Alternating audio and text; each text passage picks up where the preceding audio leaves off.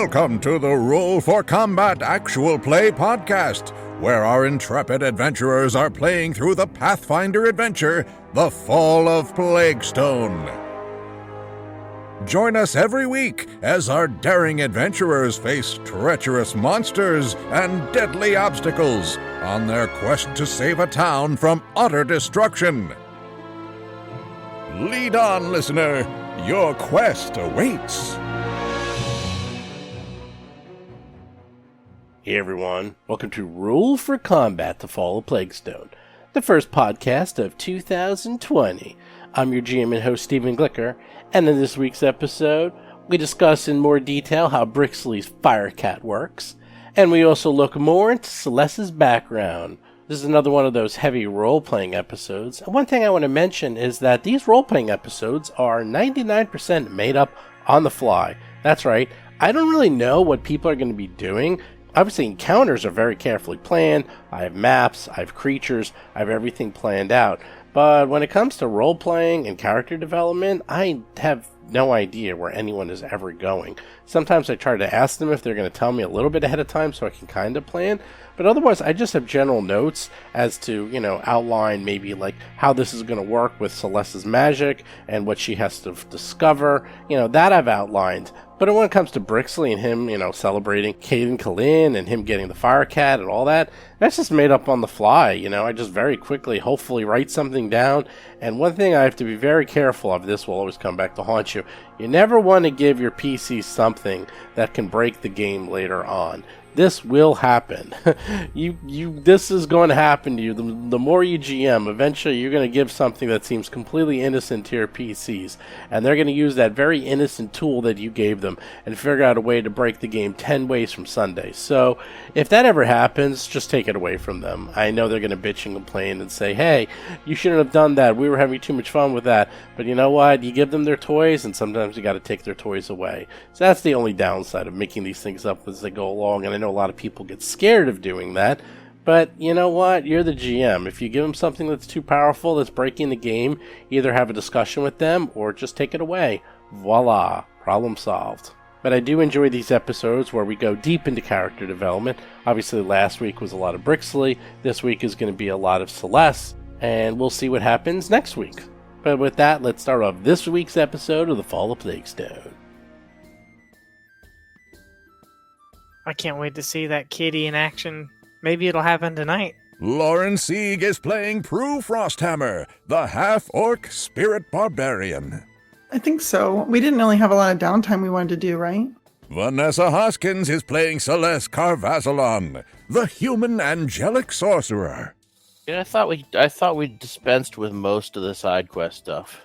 Jason McDonald is playing Brixley Silverthorn, the gnome champion liberator.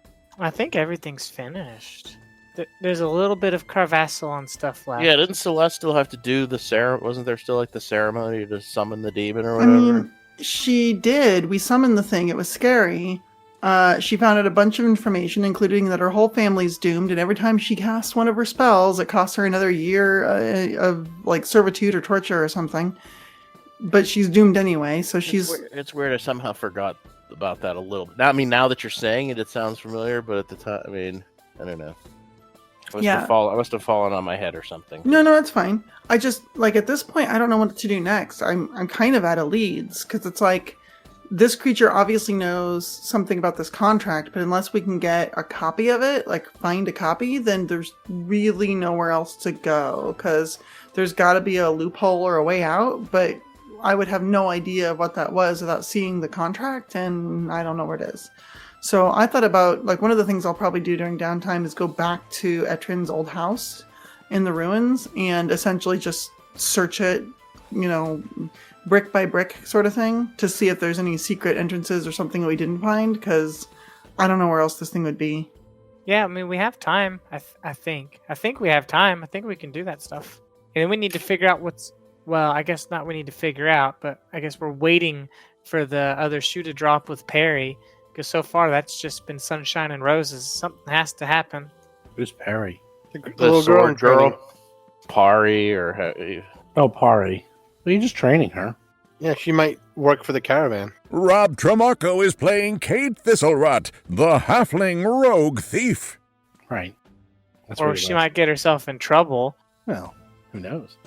So last we left off, a lot of things were happening, but mostly in town. Let's see, Brixley got a fire cat as a mount companion, I think. And Pari is continuing her training and might be leaving with the caravan. And I don't remember what else was going on. I think Prue was just hamming it up with her old drinking buddy, Mr. Sir Laurent Kent. And I don't know what Celeste was doing. I think Celeste was just sort of hanging about. And oh, that's right. I think you were figuring out what the worth was for everything that you got from the Yeah, games. that was one of the things that we're doing, yeah. So one thing I want to mention is that Prue and Kent are getting very friendly. You are trading stories from last wall. Now that he's sobering up, he's sort of turning towards you almost like a therapist would, to talk to you about what he experienced there, what life was like there, just sort of having someone to relate to, since no one else in town has been to Last Wall and knows what it was like when Last Wall falls. But the good news is he's really doing it over food and water and gaming, like one would do. So he's not actually hitting the hard alcohol like he was before. We'll keep him on a path with some healthy coping mechanisms, Such as? card games and maybe darts, and talking about your spooky feelings to your spooky friend. Spooky. You know, he was being haunted by a ghost. Yeah, and he was in Last Wall. He saw a lot of spooky things. Starting to see a theme here. So, you also managed to get what you think is directions to the final hideout. What you gonna do? Say goodbye, just in case. Well, before that, let's talk a little bit about the cat. Brixley's cat. I looked up a little bit more about this. So, it is a little unique. So, in theory, you were supposed to get a mount, which sort of acts like an animal companion. And the mount was supposed to be one size larger than you, which would have been medium. Now, the cat in the book is considered size small, but the fiery leopard is a special cat. And I'll tell you a little bit about the fiery leopard. It is size medium, so you can ride it. It's immune to fire. It has weakness 5 of cold. It has, let's see, according to the rules for animal companions, it only has 25 hit points, and its stats are a little bit better than before. And it's 4 to 7, reflex 9, will 6, AC 17, and it has, standard attacks of claws and jaws, but it also will deal 1 fire damage to anyone it attacks. That's extra. Plus, if someone is grappled by it, it will take 1d4 fire damage because, fire. And they also will do extra fire damage when they attack someone who's flat-footed. They also, as a fun addition, give off light, dim light in a 10-foot radius because fire. So the stealth is going to be a little bit of an interesting. Trying to be stealthy is going to be a little tricky. Oh, stay back. There's no stealth with a cat on fire. It doesn't exist. In fact, it is almost negative for stealth, and anything within 10 feet of the cat gets a -2 to its stealth check when it's at night or in a dark environment. We'll throw a tarp over top of it or something. I don't know. Asbestos tarp. I mean, -2 isn't the end of It the is world. the end of the world. Well, I could, Cade can get out in front, assuming Cade is our Absolutely. stealther. We're Cade can never get out going to like travel 20 or 30 feet in front, and it'll be okay. Yeah, we're never going to stealth shoulder to shoulder. Yeah, but the thing is, if you're trying to sneak up on someone, having a cat made out of fire will have issues. I'm just saying. Yeah, they might not be able to see Cade, but they're going to know someone's there when they see a cat on fire walking around. So Even better, they will see the cat and think that's the threat, and then I stab him in the back. Okay. So that is your cat. What's the cat's name? Ember. I think we decided to go with Ember. So if you look in the stats, it's a basic cat, except it's a little larger and it has extra fire attacks. And if it grapples people, they take damage. So I don't know if you actually want to use it in combat because it is a little weak. It's not exactly super strong.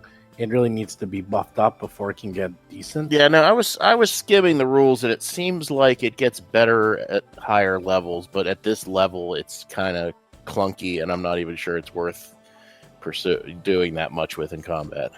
Is that using the hit point rules from the animal companions on page 214? Yeah.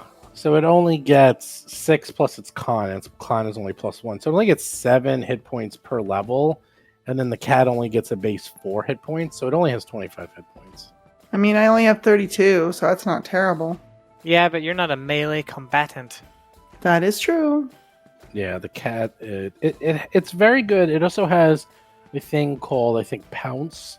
It's good for killing, I don't know, small rodents and guarding. Let's purchase some barding for this cat. Some what? Some barding, like some armor. Oh. Some animal armor. Is there even such a thing? Yeah, of course. Barding's a thing. I mean, it was in first edition. I think it would be in second. I'd be willing to let the cat go au naturel for now. I mean, if we're going to go up against whoever is creating all this mess, we should probably protect the new kitty.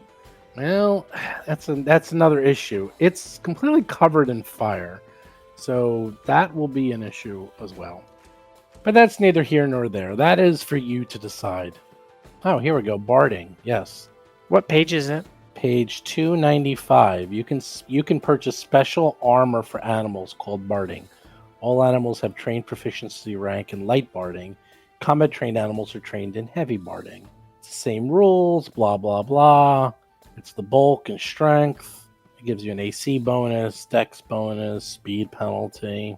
I think unless you get some magic armor for this cat, I think you're going to be stuck with it as just a mount until you can get some magic resistant armor. Otherwise, if you put something like leather on it, it will just burn it up. Well, I'm okay with that. I mean, in general, I'm okay with the fact that Firecat has some negatives to it as well. I mean, I kind of recognize that might be a possibility. It is a flaming cat. I mean, it's one of those, hey, cool, I got a cat that's constantly on fire. And then you're like, oh, I have a cat that's constantly on fire. Making me immune to the fire is already a pretty decent concession. So if we can't put armor on it at this point, I can live with that. As far as I would go, just because it is constantly on fire. So you got to figure if you're putting leather armor on it, it's just going to get burned up. And it melted. Yeah. And then if you put metal armor, oof, that would just hurt the cat, I think. But I'm sure at the higher levels, we're not there yet, but there's got to be like fire resistances that you can put on armor so it can actually survive the cat, things like that. Yeah. And it probably doesn't need a lot. I mean, I seem to recall when I tried to heal it, it was only like a small amount of damage. Yeah, you don't even need a lot. I'm actually going to look it up while we're talking. But with that, what's the rest of you galoots going to do? I don't have anything that personally needs attending to, so I'm just going to continue hanging out with my buddy until we're ready to go. Okay. Celes really wants to figure out what's going on with this whole amulet and the dark forces behind it. And she's pretty convinced that if she can find some sort of contract, then she can try and find a loophole. So she's going to start by asking Uncle Targi if he has any old records or paperwork or anything like that that belong to the town. And she's basically going to start doing a deep dive into research, seeing what she can find that might give her some insight into this mess that she and her family is in. Okay. What about the rest of you? I'll train Pari when she's available until it's time to go. Okay. And I presume Brixley's just going to continue building the church and drinking. Yeah, I can just supervise that and drink some of the ales while we're doing it. All right, I guess. This is going to be a Celes episode. Okay. So, Celes wants to find out more about the contract, more about her doom. And Oh, she goes boy. up to Uncle Targi. Is that it? Uncle Targi? Mm-hmm. And Uncle Targi is sleeping by the fireplace as usual, just sort of snoring. What you going to do? Probably gently wake him up. Maybe while also holding like a cup of his favorite tea or something like that. That way, you know, if he's in a bad mood, she can immediately try to put him in a good mood. Ain't that thoughtful? So he's like, oh, yeah, you wake him up and he looks over you and he like pats your hand. It's like, oh, it's my favorite new family member. How are you, dearie? And he seems to genuinely have affection for you. It's kind of both endearing and creepy. That sounds about right. Hello, Uncle Targi. I was just wondering, I'm so interested in the town now that I didn't know if you had any old paperwork or records about, you know, way back when Etrin established the town, anything like that I might have a chance to look through. He like thinks for a bit. He goes, well, I don't know, man. I got papers and various heirlooms and other items, knickknacks, in my basement. If you want to look through there, I don't know what would actually be there. It might be helpful. What are you looking for? Do you know? Oh, you know, I'm just really interested now that I know I have heritage here. I want to learn all about this town and learn every little nuance. That way I'll be just as learned about it as you are. Oh, all right. Yeah, sure. You can look through it. You seem to be knowing more about my family than I know at this point, so I don't see the harm. Well, if I find anything really interesting, I can always share it with you, and then we'll know the same amount. Oh, okay. Yeah, sure. I'll bring you over to the house and show you what I got. Here, let's go. I'll show you. Okay. So, as you know, the daughter, you know, Delma, she lives here. Delma. She lives at this place. This is her place. And the house is actually literally right next door. And it's just as more like a way station. It looks like they mostly live here. And the house was more like when they grew up and they didn't want to actually just live in the tavern. So you go to the house. Okay. House is, you know, pretty run down, very lived in house. And then he brings you down to the basement. Now he's in a wheelchair, so he brings you to the door of where the basement is, and he'll tell you like, "Oh, yeah, just go down there. You have to bring some light." But that's where I sort of keep papers and I don't know, any family heirlooms, history, that sort of stuff. Oh, okay. She'll go ahead and just like touch a button on her blouse and cast light on it, so it will shine a beacon of light in front of her. Okay, so you go down the creaky stairs. Sure enough, you can tell this has not been visited in a long time. Dust everywhere. And as you walk downstairs, the cellar is fairly waterproof. You can tell it's kept very well. There's stone everywhere, good stone foundation on the ground, stone on the walls, sturdy wooden beams holding up the house. This house was built to last, and it's nice and dry down here. The bad news is the basement is rather large, and it is a hoarder's nightmare. 50 plus years of trinkets and farming equipment and papers and documents.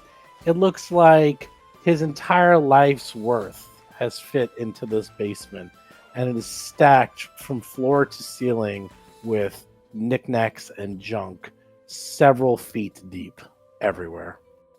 Oh boy. So this is gonna be tough. Celes is just going to take a stab, and she's going to cast Detect Magic and see if there's anything in the room magical that she was previously unaware of. Interesting.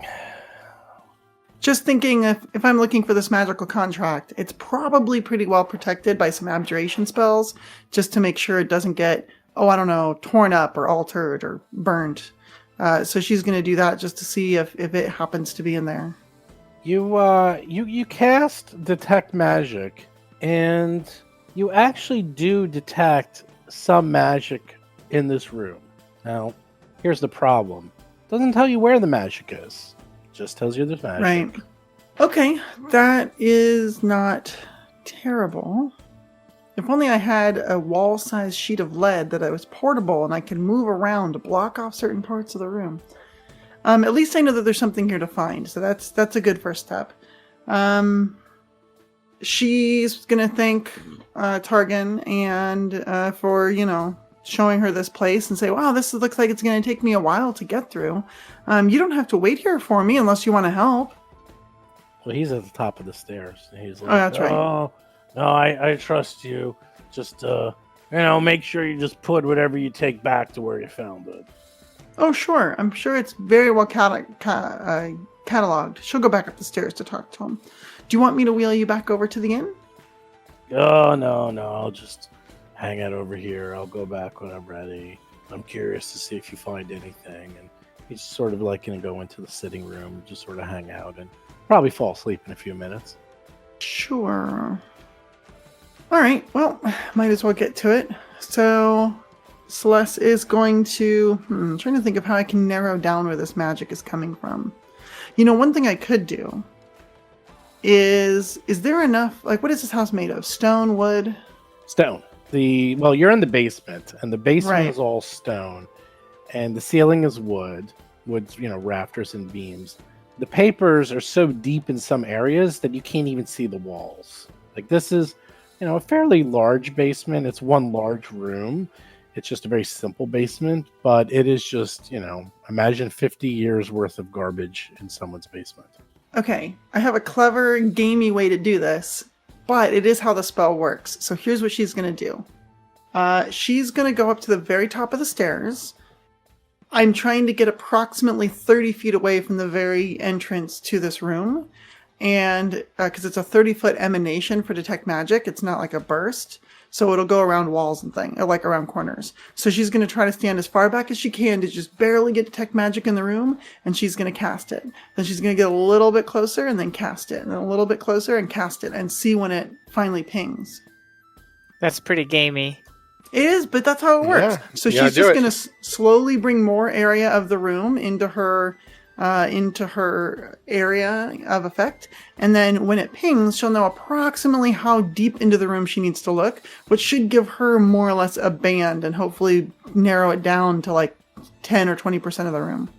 You're basically trying to do a regression search. Yes. You're basically cheating. I'm not. This is how you would do it. Since they changed how Detect Magic works, if you're a spellcaster with Detect Magic and there's a larger area like this that's dense that you need to search, it doesn't make sense to go through every little thing when you can just slowly put a little bit more into your search area until it finally gives you a positive result. Once you get that, now you know, okay, it's not within that first area, it's just within this next little bit, but not necessarily further. So then you just search that one band until you find something, clear it out, go back and start again and see if there's anything additional in there. Okay. Makes sense. Oh, no, it makes sense. So you detect that there is magic very close to the entranceway. And somewhere really close to the entrance, it goes off. So you don't even have to go out that far. If you go all the way out to, say, maybe 25 feet from where the entrance begins into the basement, you actually start detecting magic. So that means within the first 5-ish feet, underneath the stairs or near the staircase itself, there's probably some magic. Well, not probably, there is magic. Well, fantastic. So now I know I've narrowed my search, and so now I'm actually going to take a stab at it. So this is pretty important to me, so I'm going to go ahead and spend a hero point if, I know it's probably a secret check, but if I roll less than 10 on the result, I'd like to spend a hero point to reroll. Okay, you spend 2 hours sort of just rifling through papers and knickknacks and things that are near the entranceway, and after a while, you manage to find something. Now, it's not just papers. There's stuff here. There's clothes, there's pictures, there's, like 50 years worth of life in this area. And you find wrapped in a old shirt something which you think was detecting the magic. Oh, interesting. All right, she's very carefully and gingerly going to unwrap this old shirt. It's a wolf token. Congratulations. It's a poop dagger. Another one? Carefully unwrap the shirt, and you find looks like an ever-burning torch. Oh, more light. Huh. Okay, well, that's something. That's useful. So she'll now take her ever-burning torch back to the top of the stairs again. Cast Detect Magic, take a step in. Cast Detect Magic, take a step down. Well, this time you find magic is emanating a little bit further, maybe about a third into the room. And it's going to take a lot longer to get to that area because the area near the stairs was pretty small, but you're realizing this is like a large wall of 30 by 10 foot high. So what's that?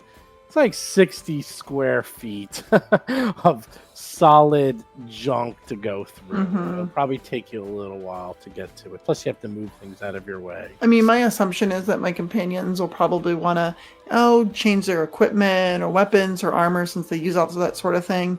And for Celes, it seems like her way to prepare for this next portion of our adventure is to make sure that she has some, I guess, defense or backing. Like, this is more important to her. So if it takes her a couple days to do this, that's fine. Okay. I'll say that is fine. And to speed things up, we'll say you continue to go through the various papers over a course of 3 days, and sure enough, you find lots of little minor magic items, little tokens, nothing really useful, just knickknacks, like no real weapons or anything. No, it's messing up your search. And sure enough, you're like, all right, this is going to take a while, and it's just a lot here.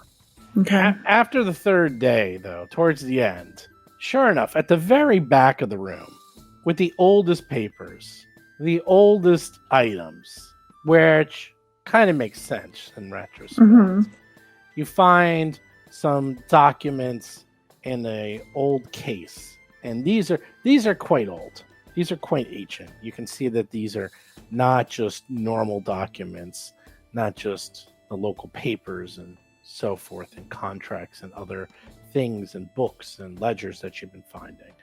Inside that old case is where you're finally detecting the magic. Well, going about it logically, but not what makes the most sense, works for Celes. She has a better intelligence than she does a wisdom, so... Alright, she'll very carefully go through this oldest stuff, looking at every scrap and every piece of paper.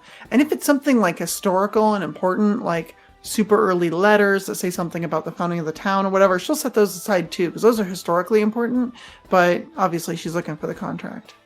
Cool. The box is locked. Is it portable, or is it like built into the wall? It's portable. I mean, it's kind of heavy. It's not like something you would be able to put under your arm and just carry with you. It's a fairly large trunk, but it's definitely locked. Well, good thing I know someone who's pretty good with locks. I'm gonna go see if I can find my good friend Cade. Well, who do you know that's good with locks? I said I'm gonna see if I can go find my good friend Cade. And as I said, Cade's great with locks. That's what I thought. There have been other characters who have not. I don't know. I still remember several doors you had problems opening. This is not a door. This is a box. Is it, though? Could you consider the box a door-like opening? It's like a door It's a into door the to box. the contents. You Yeah. can't walk through it, therefore it's not a door. You might be able to. You're pretty short. I'm not And this box the is pretty big. size of a lizard. A baby It's- lizard. I didn't say it's the size of a baby lizard. I said it's a trunk. You could. Oh no, you said it's easily a box. Now you're saying it's a trunk. No, I actually said it was a trunk. Well, a box is a It trunk. says a trunk. I did a box. say trunk. I think of a shoebox size. Well, Be to specific. you, this is not a shoebox. To you, it's a coffin. Bring it over here. I'm in the bar eating some. Oh, it's way It's too kind of big. heavy though. It's way too big. Oh, you come get me? Yeah, I'm gonna come get you. Hey, what do we got? What's up? How's your books? As she's casting prestidigitation to get like the cobwebs and stuff out of her hair, she's like, "Oh my goodness!" So I was down in Targan's old basement, and let me tell Oh, you, no. it stinks down there. But there's a bunch of really old weird stuff, and I found this big trunk that really is just too heavy for me to lug up here and get over here. But it's locked, and I was wondering if you could take a look, because I'm sure whatever is inside this super old locked trunk is probably really special. I'm in. Fantastic. Yeah, if there's anything like of monetary value, well, it belongs to Targan. But if there's anything he doesn't miss, Of course. Look, I'm not here to rob Uncle Targy. Thank you. Country rogue don't play that way. I'm here to hopefully get donations from a forgetful old man. That sounds about right. Mm-hmm. But I'm not going to yank it if it's his personal, I don't know, his first set of dentures or his very first orthopedic shoe. You know what I mean? Sure. Wow, Could you imagine? that's a weird way to go, but okay. I'm saying he's so old, he's had like the first bronze, like, you know, when parents bronze their babies' shoes? That's when they discovered bronze. Well, I'm thinking whatever's in this trunk probably even outdates Targan. Impossible. Let me take a look. I head over with Celes to Uncle Targy's Happy Fun basement. Oh, do you have an ever-burning torch? I can't remember who has them. I have torches that burn until they're done. Well, then consider this a fee for your services, and she'll pull out the ever-burning torch and give it to you. Oh, that's cool. Look at this. It doesn't give off heat or anything. I know, but it still gives off plenty of light. Great. I'll give that to Brixley because he needs it with a flaming cat. Well, I thought you would really be able to use this as well because it doesn't give off heat and you don't have to light it. So you can just keep it smothered in a pack and then pull it out when you need it. Yeah, that might help. I mean, if I'm trying to be sneak, maybe I can wrap it a little bit and just kind of like have it be a bullseye torch. Yeah, that's a good idea. All right, I love it. Thank you. This is great. You just stole his torch and gave it to someone? That's totally what just happened. She gave it to me. I don't know if she stole it. It was an old torch. It's fine. It's not like important with a capital I. How do you know? It was down there in his basement. Okay. This is his. Just check This it. is his basement. Okay. It's his You're well important on stuff. your way to getting damned for eternity. That's all I'm saying. He doesn't even know it was there. She's already damned. Oh, that's right. You're just extra damned. You're damned plus.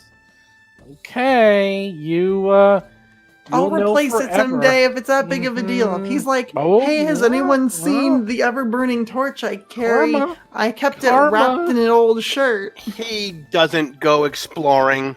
Karma. Karma's a bitch. Okay. This isn't That's- Shadowrun. I don't have to worry about karma. Okay. It was right let's- by the stairs. That way he could come downstairs, pick it up, and walk around with it. No, I it was think- under junk. I think he probably left it there by accident and forgot it. It was one of those, you know how you like leave a light on near a staircase? That was his equivalent, and they just forgot about it. Or maybe That's he what it didn't. was. Maybe when he, I don't know, was mobile and he knew where it was, he would go downstairs and use that torch to look around. All I'm saying is a torch back when he community could near walk. the stairs is now gone and in the possession of a thief. All right, fine. He can't walk. I will- I'm keeping it. I will just owe him one ever-burning torch to be paid back with interest some other time. I'll give him my lantern. Here you go, buddy. He's sleeping. Anyhow, he's not even All right. there. He's So, not even there. I go you go the there. basement. yes, it looks like home. If home was like an old, decrepit basement filled with garbage. This place stinks of garbage, but I've smelled worse coming off of a poop dagger. Let's do this. Told you it Let was me- a little gross down here. Yeah. a large trunk, quite old, quite nice, and was heavily buried behind stuff. What are you going to do? All right, I will have Celeste stand like 20 feet back, holding Okay. our new ever-burning torch. Yep. Brand new. Doesn't belong to anyone before you. Nope, fresh off the rack. Still has the price tag on it. I investigate the trunk, give it a look, walk around it, nod, furrow my brow. Looks fairly safe. Obviously, if there was a trap, it probably would have been set off when Celeste tried to fumble it open. So she served as a good trap detector. Sure enough, it is locked. It does seem to be a fairly complex lock, but not out of your standard set. Let me take some time on it here, and I'll try and unlock it. Okay. You roll the check, not me. Thievery. Let me check my feats and see if I get a special something because of trappy traps and lock picking. Does it take you more than a round to unlock it? It's 2 actions. A couple actions. Okay, That's fine. cool. Then you'll get guidance. Excellent. Is that an extra D4 or a +1? It's just +1. All right, here we go. Really milking that guidance.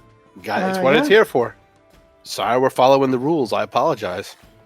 Yeah, you should. You should apologize. Steven doesn't like it when we're clever. Nope, he despises it. I don't like it when you cheat 29. like that. That's a cheat. Woo! A high Okay. roll's a cheat. Noted. Okay. Click. 1 success. You got a couple more to go. It's a fairly complex lock. Wasn't a critical success? No, it was not a critical success. 29 Ooh. is not a critical success. So you get 1 click. Most locks need at least 2 to 3 checks, if not Okay. 4 or 5. I've noticed. Hit me again with the plus. I can't. Oh, that's it? Well, not unless you want to wait around for an hour. Oh, gosh, no. Okay. Now I feel much. Oh, Hero that's point. not good. Hero point. One, Hero point. Hero one. point. Okay. Hero point. You're about to break your tools. You're about to Nope. snap off Hero point. your. Okay, you go. You got that hero point. You go. You go, Cade. Haha. 15. That's They just didn't break. That's just I know that's just merely a failure. So you didn't break, as opposed to a critical failure. So Whew. okay, you well, your thievery is pretty high. What's that? Plus 11. Plus Wow, 11. Well, that's pretty good. That's Now, really good. Okay, the good news is you think, all right, it's going to take a lot for me to break my locks, but this is not like an easy lock to pick. It's going to take a little bit. So All right. I'm let's, here for it. You got 1 down. Let's keep going. Let's see how many locks you break. What's the over-under? Anyone want to bet? Oh, 25. You hear a second cylinder click. Cha-chink. You're like, oh, almost halfway there, maybe you think. You can do it. I believe in you. 24. He's got the third cylinder in. Click. He's like, oh, I think I only got 1 more to go. There we go. 23. Wow, Look at that's some this. crazy rolling. And you unlock the lock. You hear it click. So 4 tumblers and voila. All right. I slowly lift it open, preparing to jump back. Ooh. You slowly lift it, except it's stuck. Give me a strength check. Uh-oh. I can help, I guess. Don't you have to threaten making it worse if you fail the help check? Oh, yeah, Aid Another is, like, weirdly horrible now. Okay, never mind. I wonder if I could help Wow. with magic. 6. I'm going to take 6. the first roll. Wow, you have a +0 in strength. That's pretty good for a Yeah. halfling. That's not even close. You're like, wow, this thing is really, really, really stuck. You better get Prue down here. Okay. Alright, let's go get Prue. Hey, I'm good with strength too. Oh, or Brixley. Yeah, he's pretty strong. I mean, you better get Prue. Wow. Well, maybe there's something to do with drinking next, Jason. Maybe Brixley can help with that. If the lock needs to be loosened by pouring alcohol on it or something. Get some old Woody down here. That's right. Old Woody will just burn right through that. It's rusted, and old Woody is the only thing that could clean the rust off. That might be the case. So I'm gonna find Brixley if I can. Well, I can say you both find each other. You find Brixley and Prue. You could have a strength off. A good old-fashioned strength off to see who can open up this jar of pickles. Or we could work together. Wouldn't that be fun? That's what I was thinking. Or you can work together. Each of you take one side and yank. So I'll explain the situation. Found this trunk down in Targan's basement. I think there might be something important inside. Cade was able to get the lock off, but the lid is still like rusted shut, and we need someone strong to help, open it, because neither of us are really that strong. Need help opening the jar of pickles, huh? Well, you came to the right place. Well, you know me and pickles. All right, show us this trunk. Okay. Just to warn you, it's a little dirty down there, but I'll clean you off when we're done. And we go. And you go. Brixley's feeling unreasonably confident after his tete-a-tete with Caden Clean or whatever. Okay, everyone's there. The trunk is large enough that two of you could each take a side and manipulate it. The trunk is like almost 10 feet. Not 10 feet. It's it's like one of those very large trunks you find like at the foot of a bed. Those really large steamer trunks. So it's more than large enough that both of you can take a side and try to open it. All right, let's give it a shot then. How should we do this? Should we do it with like the aid another, or should we just both make the roll? You can both make your own rolls. Okay. Nice. Wow. Both terrible. Brixley rolls a 5, Prue rolls a 4. You both get an 8. So you both try to open it, and it's stuck. You're like, maybe old Woody isn't such a bad. No, that might be too violent. But yeah, you can try again. It's Lift like harder. There we go. Much better. There we go. Brixley with a 22. Let's see what Prue gets. 17. There we go. Yeah. You had to loosen it a little. Just had to stretch. Yeah. Yeah. All right. Well, the good news is it opens. The bad news is it flies open. It's like, and then it just like smashes up against the wall. And give me reflex saves because something funny might happen. Ooh. Both Oh, no. Brixley and Prue. Well, because you did it almost too well. Ooh, 15 for Prue. Oh, sorry, that was Dex. I'm sorry. Oh, that was Dex. Let me redo. Actually, Being punished for doing something too well. Oh, That's what I was thinking. No, not at all. You quickly move your fingers out of the way so it doesn't like snap up. It snap back down onto your fingers. Haven't you ever had that happen to you when you open something really well and it's like snaps Bounces back? Exactly. You opened it so well it bounced back, and you both get out of the way just in the nick of time. Prue feels it gash a little bit of her finger. Brixley's okay. It's like, whew, that was close. But now you can easily open it. All right, well, that's good. Let's see what's inside here that, Targan has probably forgotten even existed. And let's open the lid carefully. You open the lid carefully, and inside, Brixley gets excited. There's some elegant formal wear that appears to be several hundred years out of fashion, but it's so out of fashion that it's back in fashion. It's quite a large variety of colors. Looks quite nice. Something that Brixley would probably enjoy wearing. But is it gnome-sized? No, unfortunately, this one is not gnome size. If you want to start taking it out and looking at it, but there's a lot of fashion in this trunk. Fun. Do you do anything with it? Do you dig through or anything? Keep digging through Yeah. it. We're gonna keep digging through it. We're gonna look at all the different things, hold each one up to myself or Prue or somebody, and be like, "Ooh, how would you look in this?" But yeah, search through each one, make sure there's nothing hidden in a pocket or anything like that. You search through, and sure enough, on the top, it's all clothes and very nice clothes. Something you can see why they put in a waterproof steamer trunk. This was definitely fashionable wear, something that you would wear in a high society. Celeste recognizes some of this. This was something she would have worn back in her older days when she was, falutant and hanging out with the riches.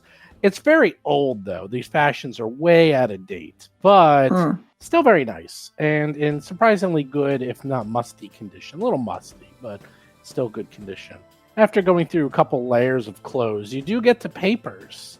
And a lot of the papers are old, but if you look at them, you quickly scan through them, and a lot of them are legal papers, like some of it's actually interesting. Some of it is like deed to the house, deed to the actual the tavern, deeds to various houses within the town as well as other areas. This is probably outside your area of expertise, but way at the bottom in the corner, you find a tube that is sealed with red wax, and it is a tube of hard leather, brown with thick stitching. Is there any marking or indication on the tube of what might be inside? Nope, just sealed with thick red wax. What's the stamp on the wax? There actually isn't a stamp. It looks like it was just done with, strangely, a thumbprint. I think we should try to get a rubbing of the thumbprint. I've got tons of writing implements and tools, so I'll try to get a rubbing of the thumbprint before we do anything with it. And I'm thinking maybe we should ask Targan before we go melting open sealed scroll cases. You keep saying we, but this is your rodeo. Yeah, this is your call. Yeah, I'm going to want to ask him about it before just going into it. After all, one of his ever-burning torches has already gone missing. Alright, anything else of interest in the steamer trunk or the local vicinity?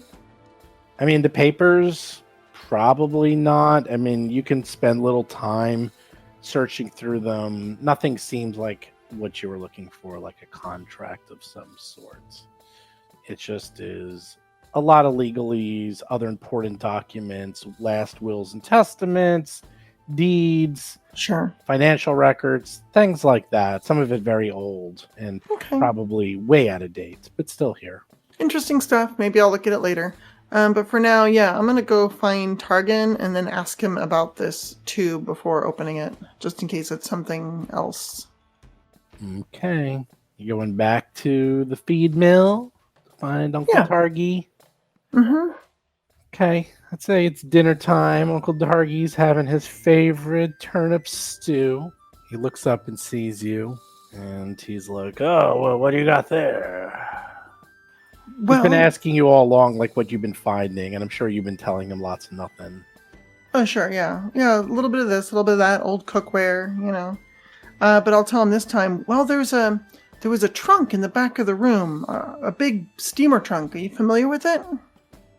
Oh, yeah, that thing's waterproof and fireproof, I believe, or fire resistant. Yeah, we usually put valuables in there or anything important. I kind of forgot about that.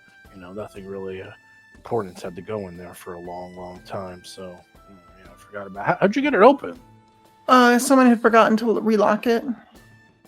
I doubt that very much. It automatically locks when you close it. Was it open? I can't see how that's possible since there was so much junk on top of it. Yeah, there was like something stuck in it. It was one of the buttons from one of the bits of formalware in there. Wasn't shut.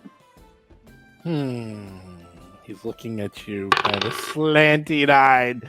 He's like, I'd almost say you're trying to run a fast one on me. You don't need me to go down there and check on you, because that's not what kin do to each other. We've been pretty nice to you here. Whatever you want. I got an 18 on deception now.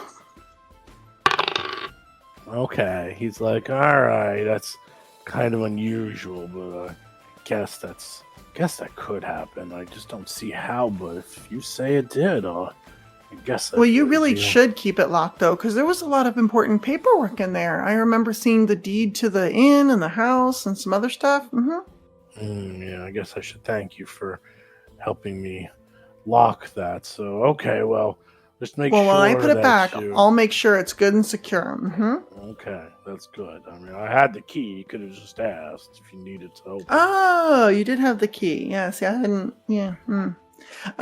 So I did find one thing that was in there that was curious, and I wanted to ask you about. And she produces the tube with the red wax. Do you know what's inside here? It was sealed, so I didn't want to open it without talking to you first. I don't know. It's pretty old. I think it was some old paperwork again, maybe some original deed or something. I'm not exactly sure. A lot of that stuff in there, I never really bothered looking through it. I mean, there was a couple old clothes I just never felt the need to throw out, and obviously I put some important paperwork from this town in there, but no, not really. I don't know what that is. I kind of remember it, but I don't know what it is. You wouldn't mind if I opened it? Sure. Just if there's any gold in there or something, just let me know.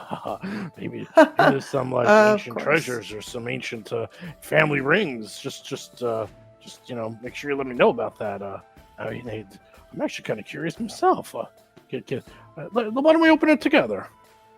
Sure. He calls Delma. Sure, let's open. Like, Delma, come on over. She decides to come over too, and it's like asking, "Oh, what's up?" Oh, well, I was looking through some of the things in Targan's old basement over there next door, and in one of the big trunks in the back, there was this strange scroll case that was sealed in red wax, and we're not really sure what's in here, so we're going to open it and find out.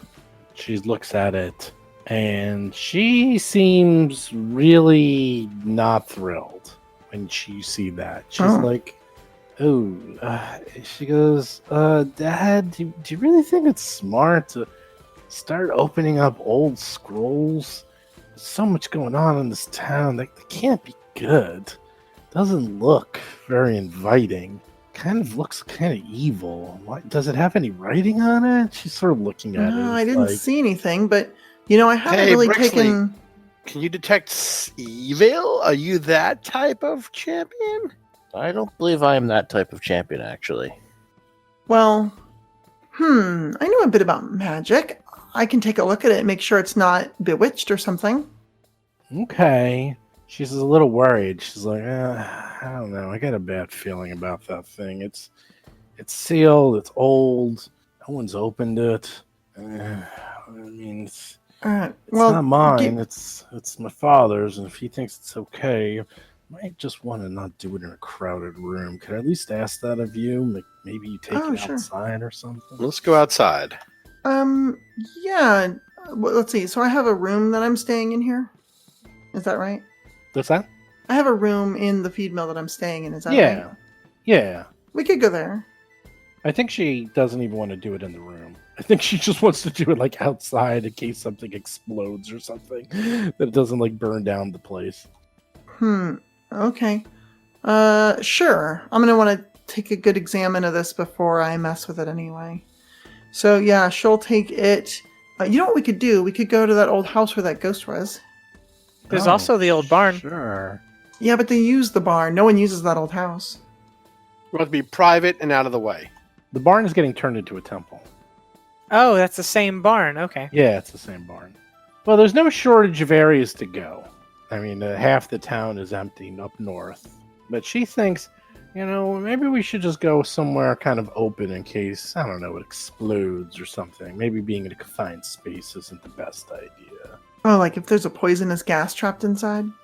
Yeah, or who knows. I just have a bad feeling about that thing. All right, is she coming with?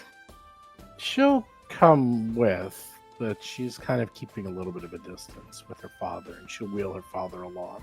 Her father, on the other hand, he's all excited. He's like, I'm kind of curious. I haven't had some adventure like this in a while. And, I think there's gold. That's what I think. I think there's a ring in there, maybe a necklace, maybe some papers, but I bet you there's some... Hey, can you shake it a little? Does it feel like there's anything in there? Do you hear like a jingling sound or something? So Celes is going to take time to examine it very carefully, using occultism. So if there is any magic on it, hopefully she can identify that. And while she's doing so, theoretically, she might notice jingling. Doesn't feel like there's any jingling. There's nothing moving around inside of it. And she does detect some weird magic emanating from it. But that could just be, who knows? It could just be the protectiveness of the scroll case. She's not exactly sure. It's a little odd, the magic. And her cultism wasn't quite good enough to figure out what's going on with this thing. But it doesn't look like it's trapped. And it doesn't look like... she doesn't think there's any magic trapping it, just maybe to protect it. Weirdly, you could have me look at it with Arcana. Sure. Not that, my score's that good. So as you're walking towards like an open field, Prue looks at it a little. And she just sort of like sniffs it, licks it, as half-orcs do. Because that's how you detect magic. You're like, That's racist. It tastes magical. Doesn't really look magical. You can't seem to figure out what this is. It seems to be above both of your pay grades. You think it's okay? I mean, it's a tube. How bad could it be? So you're in the open field. All of you are there. Seems like a safe enough area.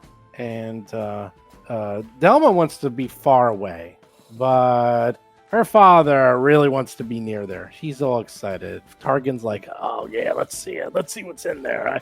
I can feel it in my bones. It's gonna be something cool." All right. Let's see. I assume all of us are there. Cade, Sure. can you help me make a small controlled fire, like a little fire pit, so we can heat up a knife and carefully take the seal off? You got it. I'm an expert with the outdoors, as you know. Well, I can start the fire. I just want to make sure it doesn't spread. The Prince of Pines starts a fire. The pine prince shall protect the wood.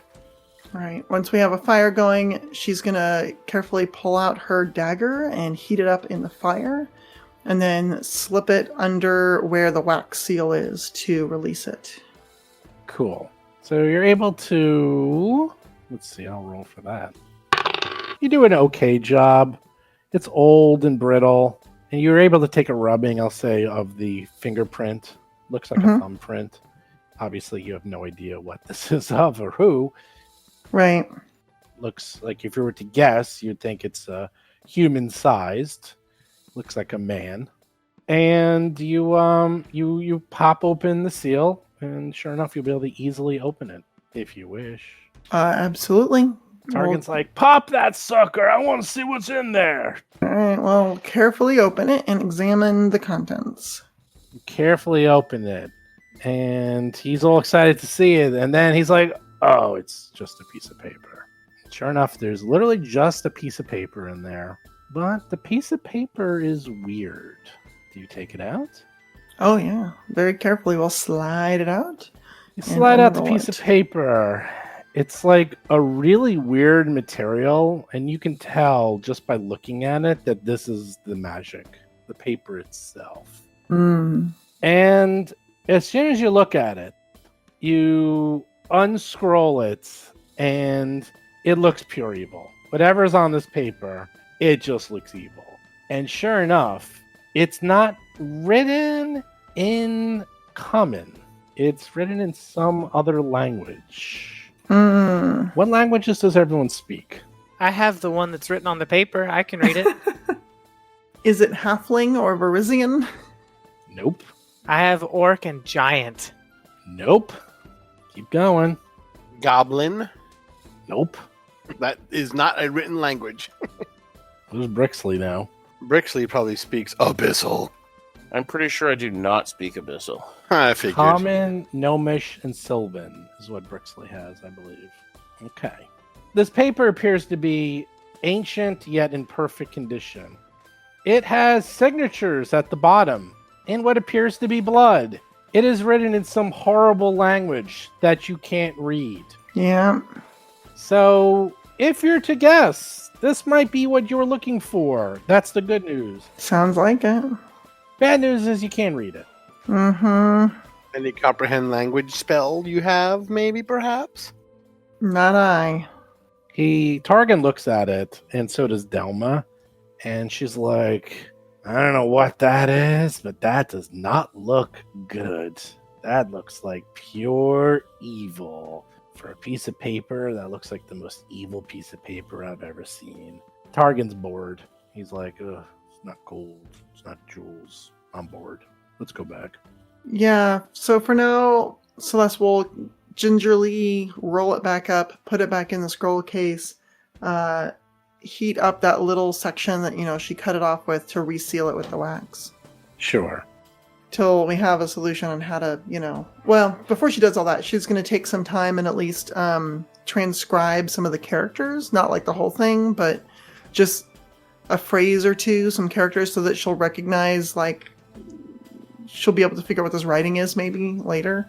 So she'll take some notes and then she'll put it back. Sure. So you can tell that this is obviously magically preserved and like some weird stuff. With Celeste's background, she remembers seeing this when she grew up in like the archives of her father's rooms or the studies, like the absolute most important papers, like the charter for kingdoms and fiefdoms and things like that are written in this type of manner, in this type of paper, and protected in this way. But this is even like a level above that. Like whatever this is, it looks like it's going to be able to take a beating and keep on licking. I'll tell you that much. It's impressive, whatever this thing is made out of. Okay. All right. Interesting. All right. Well, I definitely want to figure out a way to read it, but that might require some magic that we don't have access to in this town. So I'm going to need to do some thinking as a player. Unless anyone else has any ideas, Celeste is definitely asking the group if they have any ideas on how to read this thing. This might have to be an after the Fall of Plaguestone thing. Yeah, that's true. There is some pressing business, and I suppose if this is waited for generations, it can wait for a few more days. Yeah, I just don't know how we're gonna get it translated before we leave the town. We could ask around, though, see if anybody speaks it. Maybe that weird old dwarf speaks it. I don't know. We shouldn't be showing it around to too many people. They might get spooked. Yeah, I had a bad feeling just looking at it. I don't really want to advertise that we have it. So, you reseal the wax. You go back. It's late. It's been a couple of days. What you gonna do? Is our business concluded? I'm kind of asking that of like the group. Well, I'm thinking. My church guys are pretty much doing their own thing, so I can head out. I was wondering if I could try and learn comprehend languages so that we could look at this thing. I don't suppose anyone in town happens to have a wand or a scroll of comprehend languages. Okay, if you want to retrain your spell to comprehend languages, I can say it could take a full week. However, when you level up to level 4, you can automatically retrain a spell to whatever you want. So Right. It's up to you how you want to do it. I think I'm going to wait. I don't need to do this, I don't think, before the conclusion of the adventure. And my understanding is by the time we're done with all this business in Plaguestone, I'll be level 4. And I get another second level spell at that point anyway, so I can just take comprehend languages and then figure it out. So I will say that in Pathfinder 2nd Edition, because learning languages is near impossible, comprehend language is pretty damn good. It's much more powerful than it is in Pathfinder 1st Edition, because whatever languages you have, that's kind of it. Like, you have to use feats and stuff to get new languages. It's really hard. yeah, it's super tough. And then ones that you would want, like you'd think like, I want to learn Infernal. Like, good luck, it's going to be an uncommon language. So you're probably not going to be able to just learn it because you wanted to. Exactly. Like, those are very hard languages. And so it's actually a pretty good spell.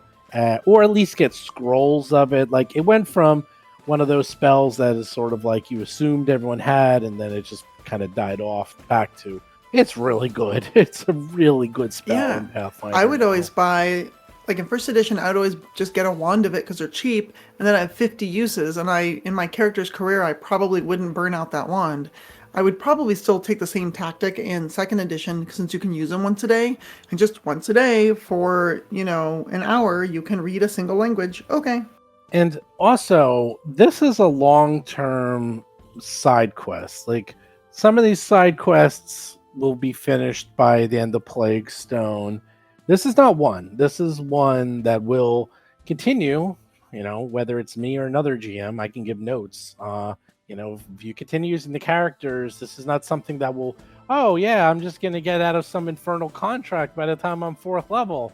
No, you're not. It's going to take effort and real time and effort and struggle and sacrifice if you want to. Or you can totally lean into it and become a demon goddess princess. It's up to you. I say you lean into it. That'd be badass. I mean, that's a choice.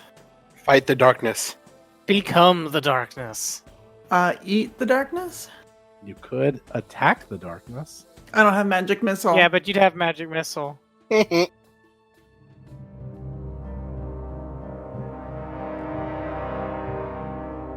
You've been listening to Roll for Combat, a Pathfinder actual play podcast. If you have a question or comment for the show, please visit us at rollforcombat.com. You can also find us and play various role-playing games on our Discord channel at discord.rollforcombat.com. And don't forget to follow us on Facebook, Twitter, Instagram, and other social media platforms.